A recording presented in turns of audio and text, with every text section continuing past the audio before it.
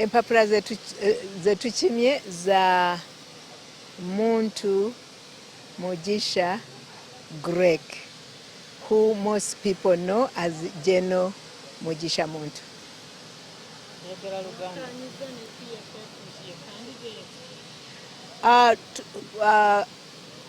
Tukyayogerezeganya ne PFF tetunaba kukanya naye nga bw'okimanyi nti ANT yo yasalawo ffe twasalawo nti General Muntu yagenda okuyimirira ye candidate wa Alliance.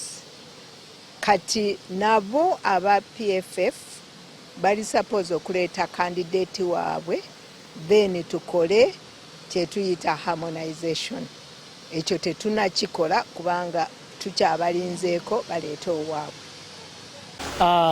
Basebo ne banyabo amannya Arinitwe Ben ekindeese okunona empapula ez'obwa pulezidenti. Njagala okuyamba bannayuganda mu nsonga ezisinga okubaluma, okugeza ebbula ly'emirimu, okugeza ebyenfuna. Bwe ngenda ku byenfuna, ekisooka kya byonna abantu baffe tebakyasobola okufuna ebyo bye beetaaga olw'okuba nti emisolo mingi. So ffe tugamba nti singa mutulonda ne mututuusa mu buyinza, kye tugenda okukola nti tugenda kukendeeza emisolo kiwe abantu omwaganya okulaba nga bayingira zi bizinesi, kubanga saawa yakakati omuntu atya okutandikawo bizinesi olw'ensonga nti aba amanyi nti sente ze zigenda kukola ki, zigenda kufa olw'emisolo emingi, rwente omungi n'ebiringa ebyo.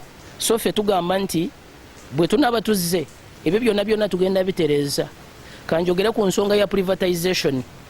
Privatization nze ku saidi yange tekoze kimala, kubanga abantu abatono be bagifunyeemu ate abantu abasinga obungi ne balekebwa ebbali.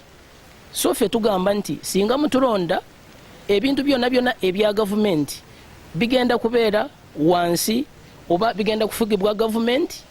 Abantu omuntu yenna waali asobole okuganyirwa mu ekyo kyakola. Education, tugenda kuzimba amasomero okulaba nti omwana w'omwavu kale kabeere n'ow'omugagga bonna basobola okufuna. Amanya gange Ochuo Timothy, ate ndi member wa kibiina kya People's Progressive Party. Olwaleero nazze wano ku kitebe kya Electoral Commission okukima ebipapula ebya president omu agenda kukikirira People's Progressive Party mu kulonda akajja mu maaso. President oyo bamuyita George William Magera. Yesebo. Erinnya Lutakome Imran Kigongo nga ndi muyizi ku ssettendekero erya Law Development Center wano Kampala campus oba ogiyite Bakos, nga nvuddeyo okwesimbawo ku kifo oba ku ntebe ey'omukulembeze w'eggwanga nga ekindeese ensonga emu yokka, abantu oba abaana oba abavubuka mu ggwanga lyonna ly'essuubi ly'enkya. Mu Uganda yonna tulina abayizi obukadde 15. Ngenza okukyetegereza nga weetaaga abayizi obukadde 5 abalonzi okulaba nga ofuga eggwanga lino.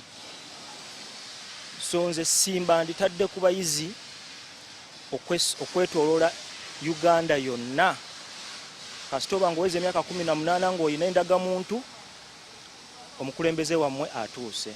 Ye Lutakome Imran Kigongo azenga independent, nga manifesto yange mulimu ekintu kimu kyokka: kusoma katabo kange, kusoma. Abasajja bonna betwegomba bonna basajja bakyala basomi, era woobeera nga oli musomi obwongo bulina engeri gye bwewagala. Yayimba bw'atyo n'abo babeeramu na guno omwaka nakano akalulu kanjawulo nnyo kuba kano ka 2025 na 26. Okay, naye kirala tumanyi nti gundi tumanyi nti census eyafulumizibwa eraga nti Abannayuganda 107 bali wansi w'emyaka 3. Ekyo nakyo bw'olaba abantu abasinze okujja wano okukima empapula bavubuka, nga kiragira ddala nti Abannayuganda ebyobufuzi babeetanira, tewali ntebe gye baleka, ne bwa pulezidenti bajagala, so ne za wansi bazaagala.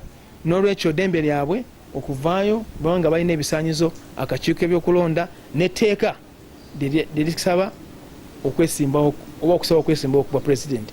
Naye tujja kumanya ani ali ku ballot paper ng'abantu abo bonna bamaze okukomyawo empapula zaabwe, akakiiko kamaze okuzeekenneenya ne kalaba nti abantu abo batugiza byonna ebyetaagisa, nga mwe muli ne lisiti y'abo abawagira at least 10 okuva mu district 98 ne basasulayo esente ensimbi miliyoni 2 ne balaga nti balina obuyigirize obwa senior 6 n'ebintu ebirala byonna ebyetaagisa.